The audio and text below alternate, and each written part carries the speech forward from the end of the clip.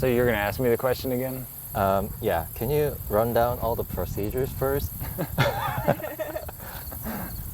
Yeah. So the list of things we need to do. First, we need to set up the GCPs because they need to be in the flight. So those need to be at least deployed before we fly.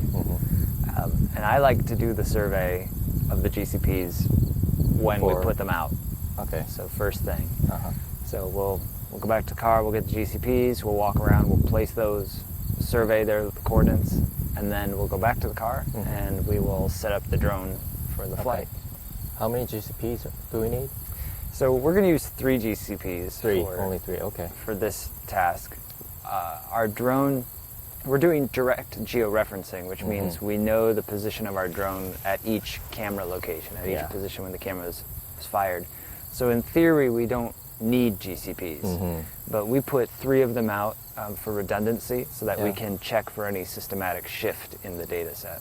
Okay, that makes sense. Yeah, good. Shall we start? We shall start. Okay. So the first step is to do the survey, and for that we need a survey grade GPS antenna and something to put it on. So we're going to deploy the GCPs, and we need to know their position. So the survey grade GPS using RTK will let us know the position of the GCPs to within 2 centimeters.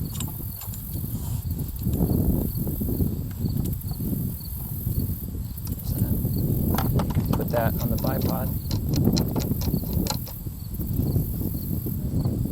Okay. And the bipod, you don't need this cap.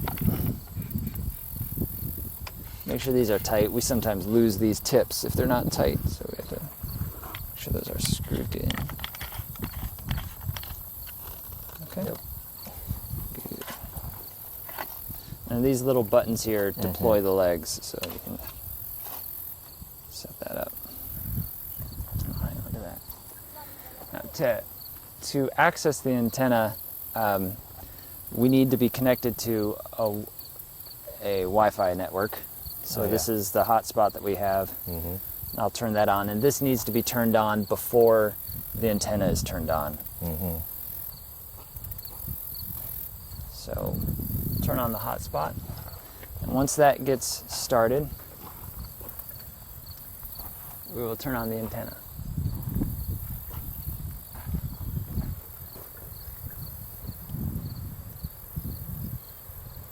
Okay, so the hotspot's running, and now we will turn on the antenna. And this, you have to push the button and hold it until you see the white lights on the side go on. There we go.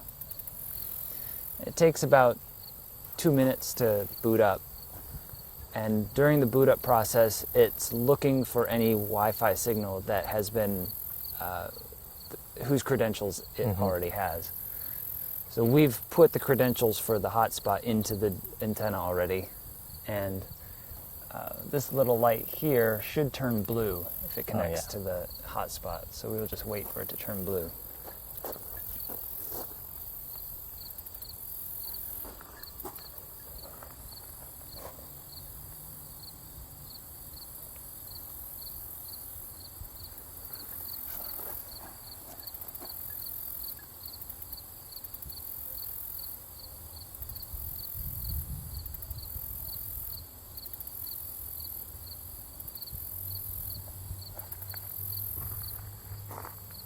The Wi-Fi signal has turned blue.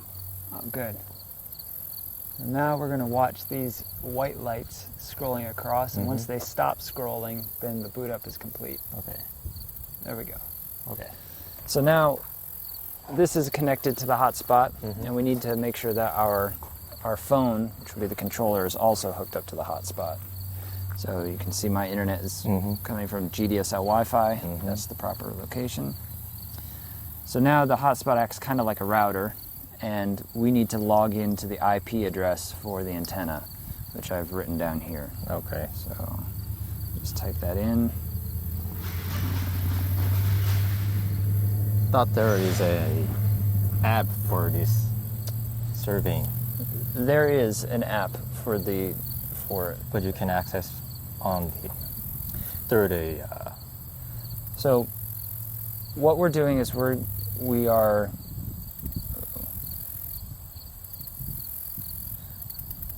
So it also works. You don't need an app. Really? You don't have to have the app Okay. for accessing it in this method. Okay. The reason we need to have the Wi-Fi hotspot is because we need corrections from the InCORS stations. Indiana is running their CORS network, and we're using those stations as our base station. Okay. So to get the real-time corrections, we have to have a Wi-Fi connection. Okay. So this is what we do to get that. There's other methods where you can use the app as well. Problem is, I am not seeing base corrections, which means there's some setting in the solution is only single. So there's some setting which isn't set up correctly. So let's see here, RTK settings.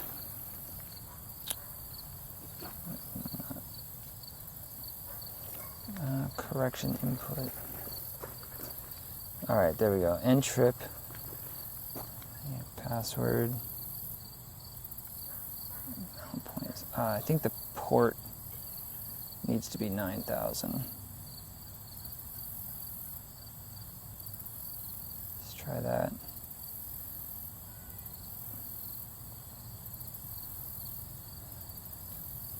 All right, good. We got a connected sign there. Wow. So the only reason I knew that is I got an email a couple of weeks ago saying that they changed the port number, so I just But they did it? They changed it. Used to be, they put it on 10,000 for the summer. Oh, okay. And they moved Changed back to to 9,000, so Right. I just remembered that the port number needs changed. I'm not like a whiz at this. Thought you Okay. were like. All right, so let's go back to status. And this is kind of interesting. So you can see the strength of the signal for all the satellites that it sees in the sky. And then the gray bars indicate the strength of the signal for the same satellite at the base station. So that's, you know that you're detecting the same satellites that the base station is detecting. Okay. So then the next step is to start a survey. So we'll go to the survey list, and we're going to create a new project. And I usually like to put in the date. So let's see. Today's date is 22 for 2022. It's 09. 16th. 16, and let's say that we're at Logansport. Okay. And we're going to have 2 sites today, so I think I'll just add in maybe an A to say which site we're at. We're at site A. And you can add in your credentials if you want. Next. And for this, we just accept the default settings. And now it will show us a map. And all we'll have to do is click the plus sign to begin recording. Okay. All right, let's go set some GCPs. Cut.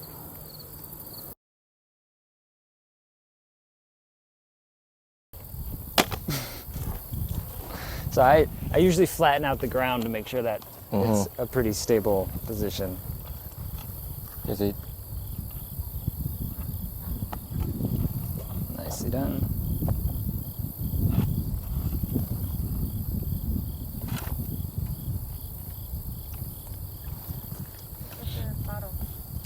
So there's a little trick here I can show you for setting it up.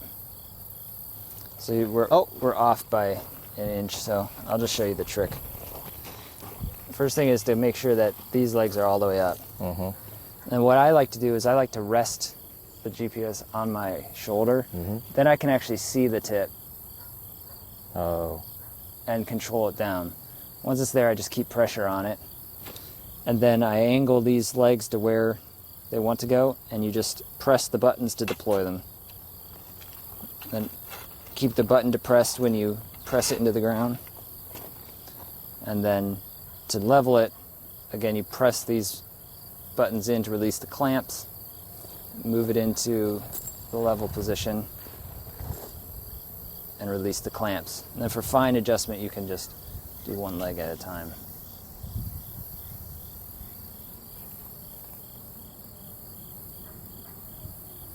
And there. You can take a look at the level bubble. That's a pro level. Okay. So now We are doing same thing. So we're already in the screen to collect points, and we just press the And a button. add button, and we will call this, I usually name it based on the name on the target, so call it GCP 08. Yep. And collect. And as the surveyor, you get to decide how long you want it to collect observations for. And usually we do 30 seconds. Okay.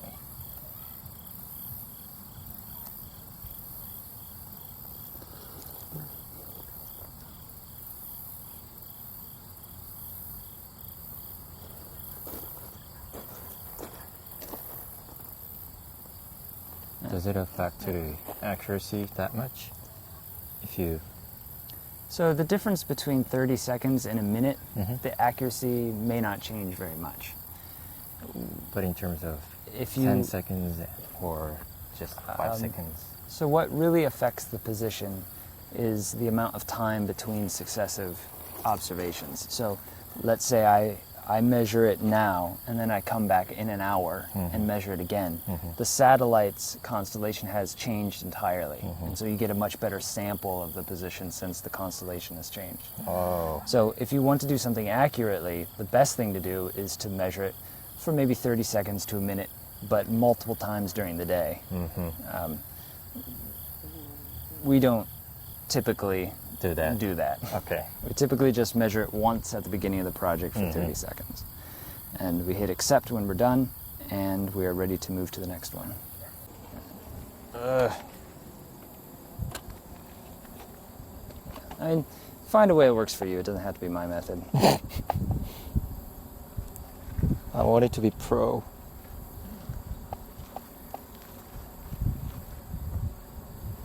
There we go.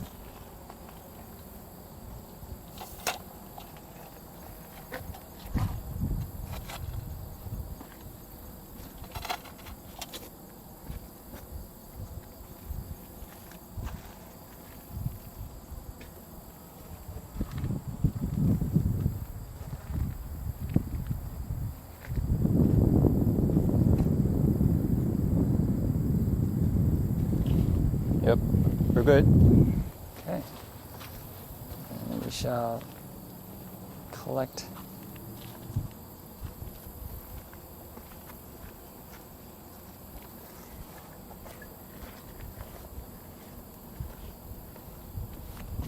Maybe we need to capture next time in office or because it reflects the light. Oh, it's Yeah. okay. Is that better? Oh yeah, it's better. Okay. Let me go back then. Alright. So you ready for me to go? Yeah. So we'll add a point.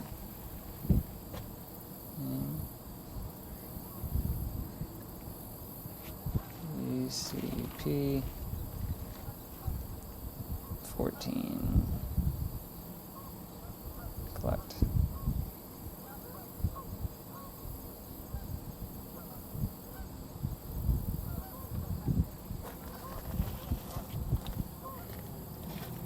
We are waiting the signal during 30 seconds. Yeah.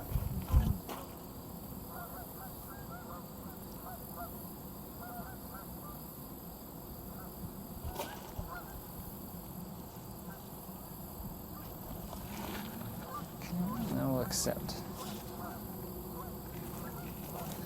And we can always go back to our map, and it will show us the position of our last GCP and our current GCP.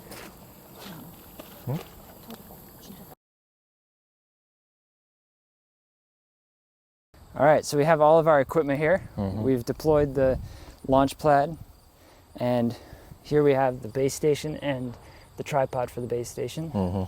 We have our extra batteries, the drone, and our two sensors. This is our camera, the P1, and this is the LiDAR sensor, the L1. And so now we just need to set everything up for flight. Basically two things: we need to set up the base station, and then we need to set up the drone. Okay. So where do you want to set up the base station first? So the base station, the only requirement is that it's relatively close to wherever you're going to hold the remote control, because there needs to be radio connection between the two. And you want to have as much open sky as possible. So there's some trees right here, so I was thinking maybe just out just a couple feet that direction. Okay.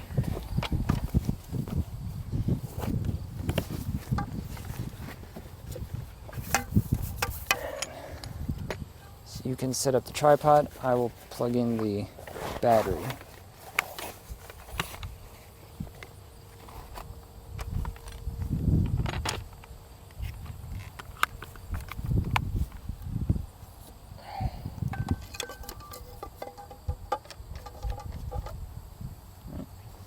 The screws on top.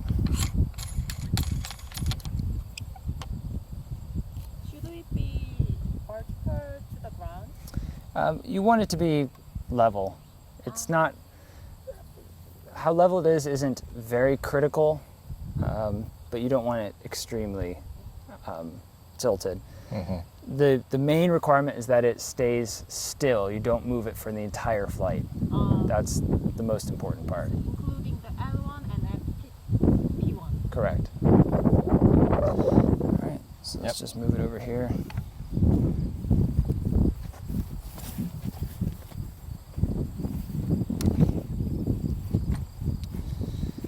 So there's some tricks with setting this one up too. You'll notice that, I love tricks. yeah, you'll notice that two of these have clamps, like the bipod, but the third one has this twisting screw.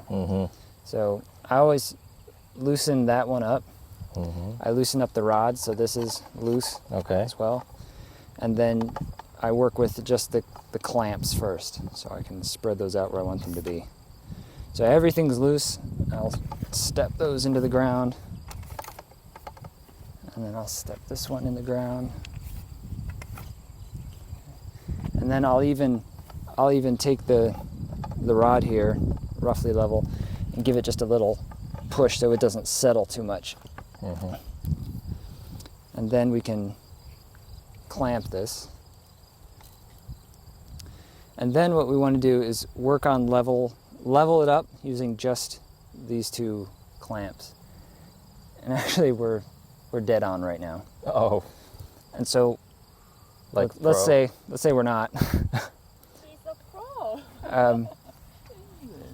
It's just randomness. So then you can press both clamps and move around. And since we left that brass screw undone, all of the clamps are loose. And once we like it, we can release these clamps, and then gently tighten this one. And now you're very steady. Good. What if the ground is hard? Even if the ground's hard, say you set it up on a concrete or asphalt, still the same procedure works. It won't be quite as stable against the wind because legs can still slide, but even asphalt, if you give these feet a good press with your foot, you'll make a tiny little dent in the asphalt, which will hold. So it'll still be very stable. And then I already put in the battery, so we just turn on. There's a power button right here, which I think is not like, you just hold it, click and hold.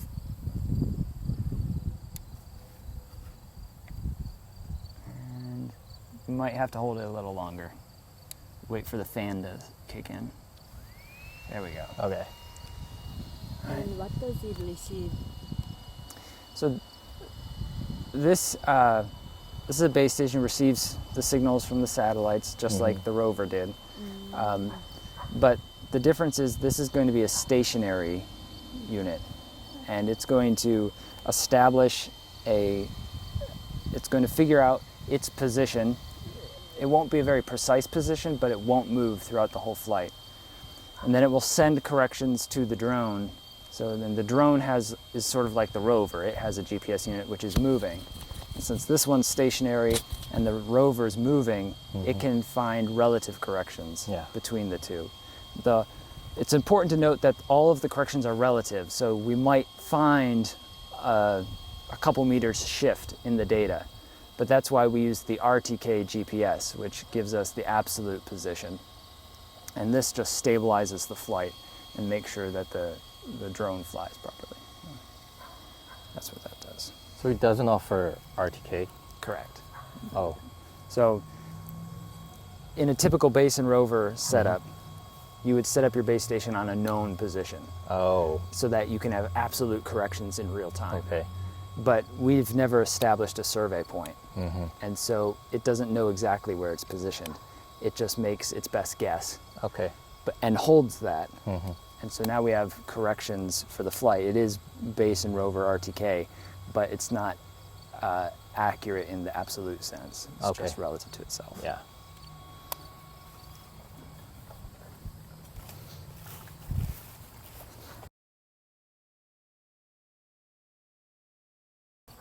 Okay, time to pull out the drone. So the first thing I like to do, and everybody has their own method for this, but I'll just show you my process, is to first put in the legs. So you can grab the other leg. And you'll see there's the shape here at the end is not an exact circle, so it fits into the socket in a very particular direction. And this arrow kind of points outward. So you'll see that it needs to fall into the socket right here. Might have to wiggle. And let's pull the collar up so we can see. So you see the two red lines should match up. Okay.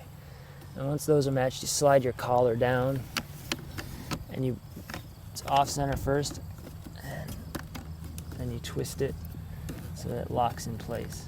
And you see there's a dot and a little mark that needs to line up to make sure that's locked. Okay? Yeah.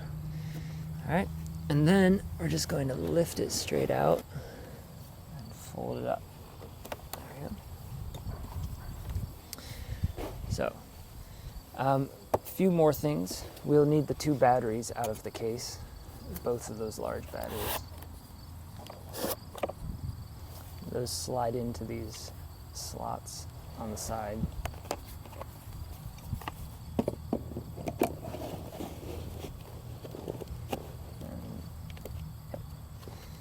And then we take out the props. These foam pads go back in the case. Now with this one, you pull the bottom one out first. Bottom first? Yeah. And then the top one. And then those collars slide in and lock. And spread out the wings. The props, I guess. Alright, now we're ready to mount the sensor. So there's a little cap on the sensor here. You gotta press this button on the side so that gets pressed in, and then you can twist off the cap. And we'll fly the P1 first. There's little, yeah, there you go.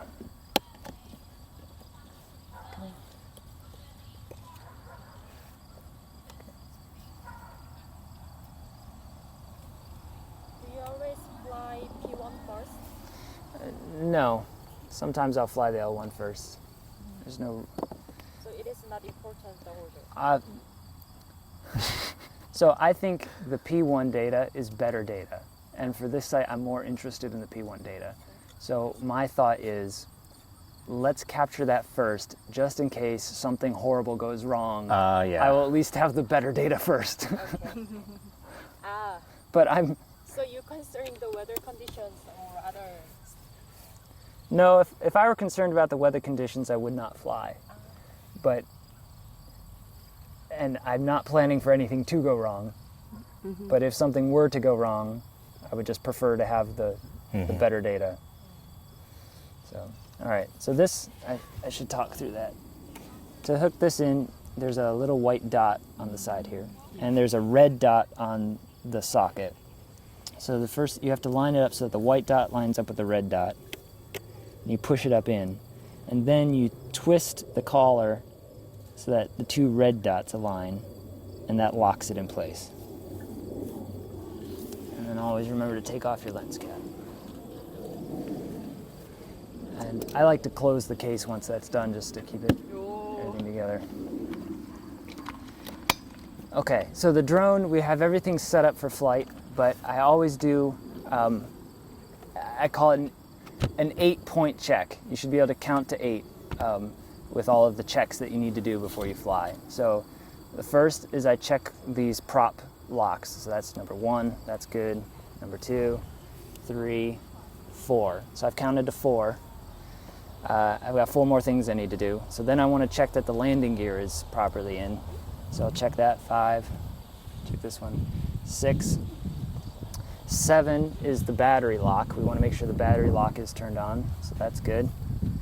That's 7. And then 8 is the sensor. I'll even tug downward a little on the sensor, twist it back and forth to make sure that it's actually locked in.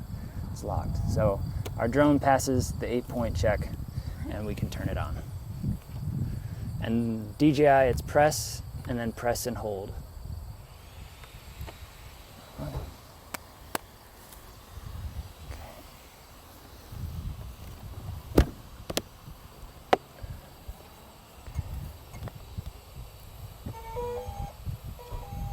I'll get you a battery for that. Oh yeah.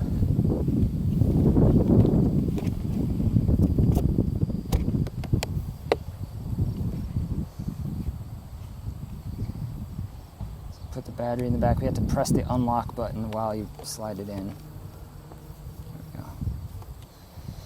And then, I don't know, are you able to see the screen?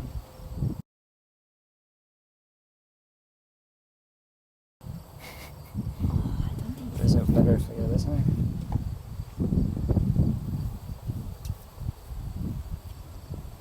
Still bad? How about going? Go in the machine.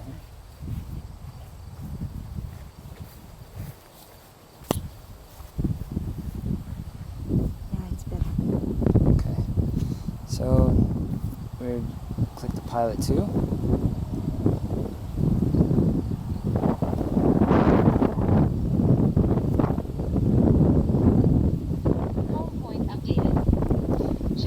Now we're going to go to the flight route. And we've already programmed the flight, so I just need to find our mission.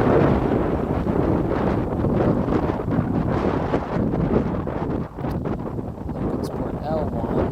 Here we go. Logansport P1.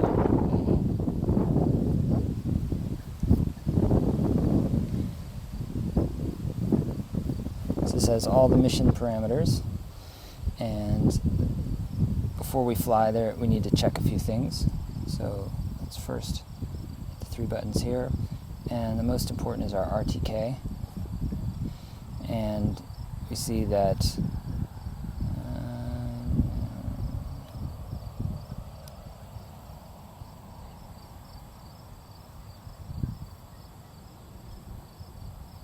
okay. We have the DRTK2 mobile station selected. And then we want to check to make sure that we have a fix and a fix at the orientation and position. So that means it's getting the corrections correctly from the base. So that's set to go. And I'm going to take one more look at our mission settings just to be sure that nothing got messed up. So the important one is the altitude that we're flying, 120, that's good. Takeoff point is at 0. We're going to be flying at 10 meters per second. Sorry, that's takeoff speed. Speed during flight is 8 meters per second. I feel like that's a bit slow. Advanced settings, we have side lap is 80%, front overlap 85%. All of this looks good. Okay. And let's save that. Go.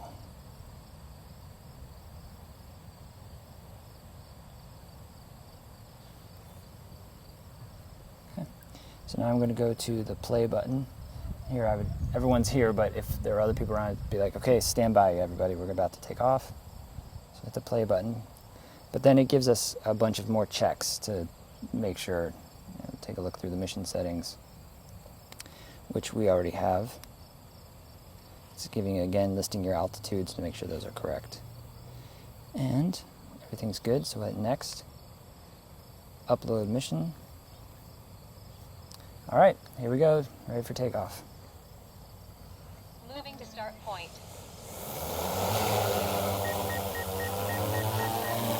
You know what? I'm gonna pause it. I forgot something. And then I'm gonna press and hold the home button to come back down.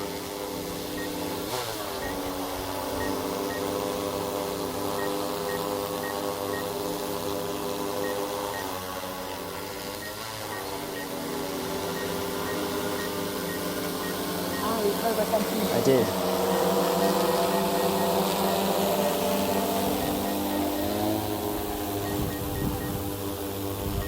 It's good to make it. Okay. So what I forgot to do was to format the SD card, and you can do it mid-flight, but there's a lot of missions already collected on that SD card, and we want all the space we can. So let's go to the P1, and I don't know if you can see there's a settings button up here. And I'll go back. you don't have to move your camera close. You can zoom in. 네. 안 돌아가. No? 안 돌아. Maybe this one? No. I think That one? it doesn't work. Right? No. No? Yeah, I cannot see any changes. It's on. But it says that. It doesn't work. I thought it was weird, but there is something. Fly with caution. Anyway. All right. So we're gonna go to the P1 sensor. It's this icon here. Tap that, and then there's settings for the P1 up here. Tap that, and it's really buried. There's these three little buttons. And down at the bottom, format SD card. This will erase all data on the SD card, so you don't want to do this any other time but at the beginning of your flight. You sure you want to format? Okay. Good. Okay. All right, so now we'll go back and we'll start over. Play.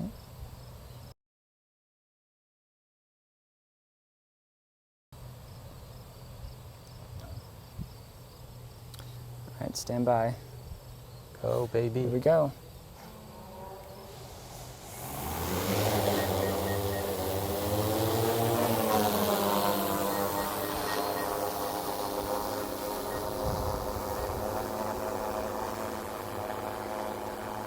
It goes according to the green line, Correct. but you locate before. Yeah, we planned the mission before. So there's a few things we need to watch for. We have the battery level of both batteries that we put in. So that's important to keep an eye on. And then also this symbol which says RC. You can see it's green with 3 dots under it. That means we have good connection between the radio remote controller. However, if it goes beyond line of sight, you may see that your signal to the radio decreases or breaks. So if it goes way out there and I see it start to go down, I might either hold it high above my head or I'll walk out on the beach so that I can have line of sight to the drone.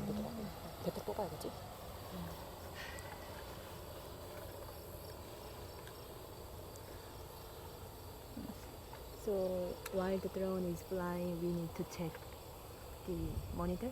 Or? Yeah. So I just always watch it for any problems, but let's zoom in. You can see it's going to this start point, and then it will begin its task there. So should hear reports in. Arrived at start point. Starting task. Woo. And now if I look at the P1 sensor, you can see what it's looking at. So that's the real-time feed from the camera. You can see the sound is every picture that's taken. That's the dam site right now. The dam used to cross right through here. Then there's some other views that are interesting. This is the forward-looking camera. It's a little camera built into the drone, which is just looking straight out, and that allows you to see some of the flight details. Of interest is this little tiny note says wind speed is 4.2 miles an hour, and it shows you the direction. So that can help you if you're flying in higher wind situations to see what the environment is up in the air where the drone is. Sometimes the wind up there can be a lot different than it is down here. So that's helpful.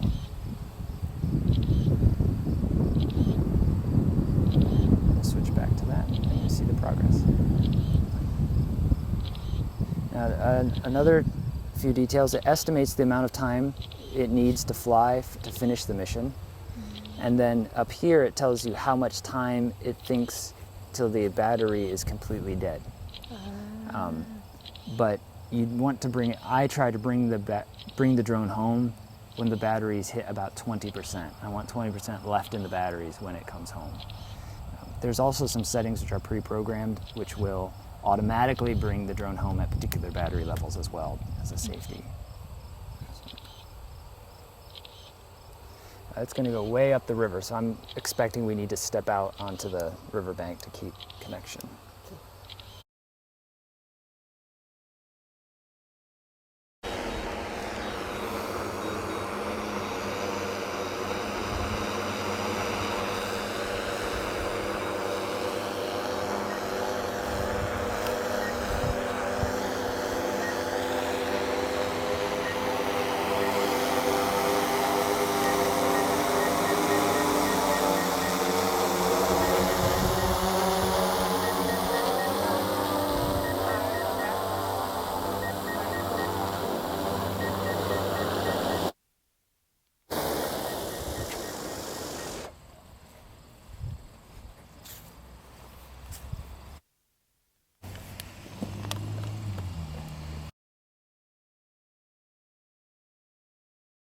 So we have to power it down to switch the sensors. So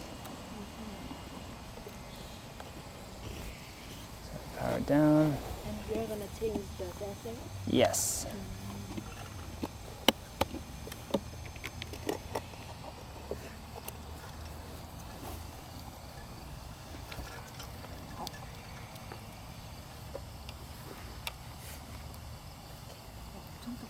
There's the...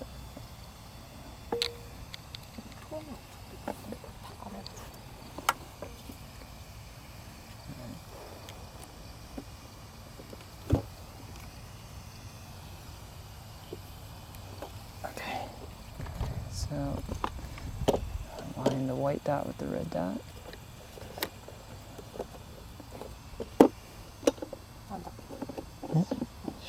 Rotate. The red dot meets. Okay, that's good. And remove the cap.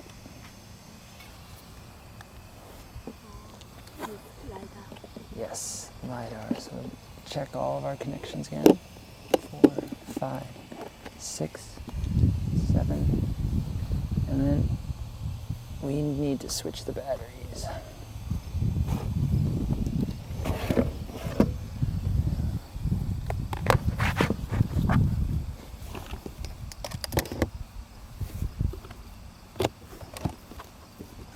And how different the route is? How different the route? Here. Between the LiDAR route or RGB route? I'm not sure I understand the word. The Or how different it is the data? Like between the route? the route. The path, the total area is the same, but the flight route, there's fewer. It doesn't have to travel as many times. In this The LiDAR. width between each pass is wider. So we cover the same area, but with fewer strips. And I think we're also flying lower. Steps. All right, all checks out. Let's turn on.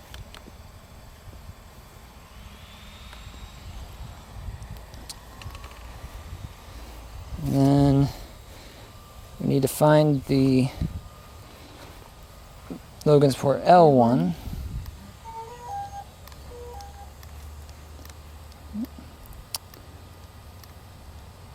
Oh, that's right.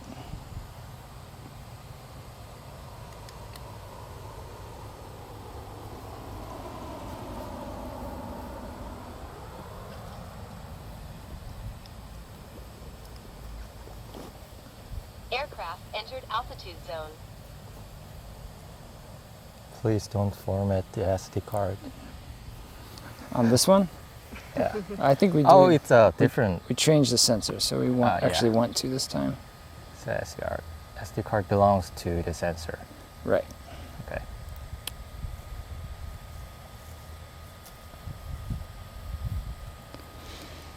So you could probably tell me more about this. It sits here for about 5 minutes while the IMU warms up, is what it says. Oh yeah, should. So and it goes back and forth to align the IMU after the takeoff, right?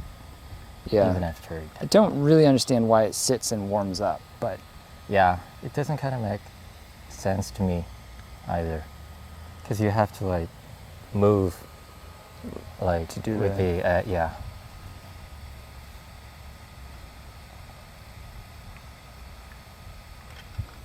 so we just have to wait for it to Mhm.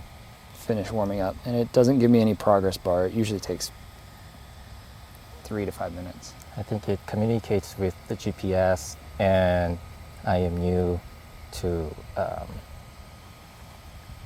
correctly align all of those things. I thought it's warmed up means. Mhm. I thought it in terms of temperature, wasn't it? No, it doesn't really require that much of like warm-up session for the temperature, I thought it was just temperature thing. because it So we are requires like waiting more than for- 5 minutes. So you said we are waiting for aligning. But Yeah, the monitor IMU says sensor. just Yeah. preparing Yeah, so initial thing. right here it says the IMU is warming up. Did that. We have to This is finish that one. till it's done. So But before we can L1 has fly. inlet IMU. So Yeah, it usually L1 takes has about 5 minutes. its own IMU and And GPS it will tell to us when like it's done. correctly georeference all the point cloud in the real time.